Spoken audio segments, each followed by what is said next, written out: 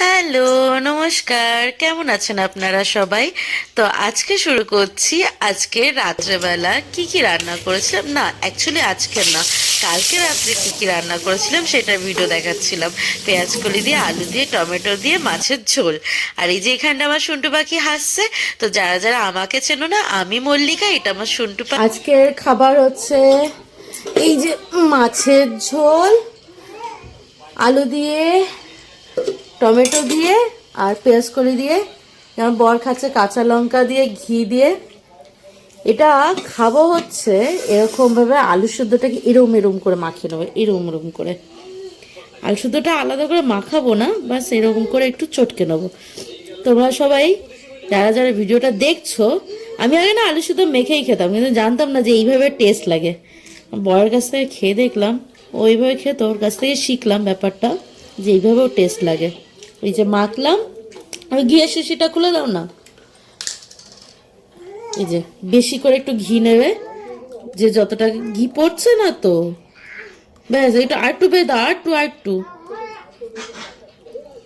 কিপ্টের মতো ঘি দিল। ব্যাস ব্যাস ব্যাস, এবার একটু এতে লবণ দিতে হবে।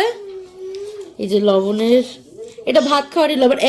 এই শুন্টু পাখি মুখে আঙুল পড়ে না, শুন্টু পাখি মুখে আঙুল ভরে দিয়ে ওক টানছে। এরকম ভাবে মাখাবে, মাখাবে বেশ এরকম জুতজাত করে মাখাবে। আলুগুলো এরকমই থাকবে, একটু গোটা গোটা, পুরো ম্যাশ করবে না, ঠিক আছে? করলেও করতে পারো, সেটা কোনো ব্যাপার না, যা যেরকম রুচি।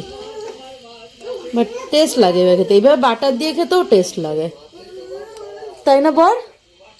বর বলছে হ্যাঁ। এই যে মাখলাম, এবার এটা এরকম করে নিয়ে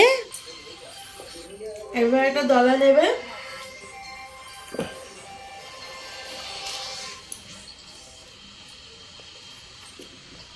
কে রে? আমরা এখান থেকে খাচ্ছি, তুমি এখান থেকে উকি মেরে দেখছো মাম্মা পাপাকে? চারিদিকে ঘি, এই এই এই ঘি আসছে না, আসে না, না আমি ওকে কোলে নিয়ে নিই। এই যে আমার বর উঠে গেল, আর খাওয়া হয়ে গেছে, ছেলে সামলাতে। এই যে দেখা যাচ্ছে, এটা হচ্ছে মাছের তেল, এটা আমার অনেক প্রিয়। এইগুলো আমার থেকেই যায় খাওয়ার সময়। আমি হচ্ছে বিড়াল, আর এটা বিড়াল কুত্তা পুষলে যেরকম আমি হচ্ছে সেরকম।